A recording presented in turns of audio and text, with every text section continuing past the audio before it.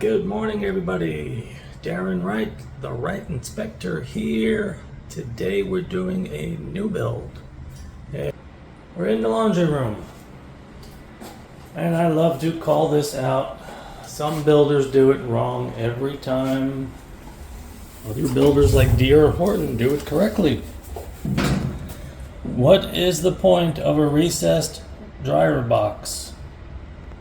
If you hold it 8 inches off the floor and this thing still hits the wall, this is going to be a jammed up mess when they try to push the dryer back.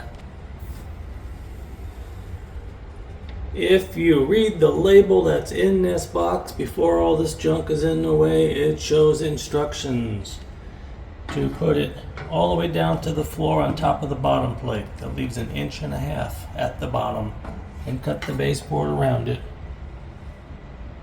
This particular builder loves to do it wrong. I've been calling this out for 10 years now, and I will continue to call it out because it's wrong. Have a great day. Remember, call the Wright Inspector for your new build or your resale home.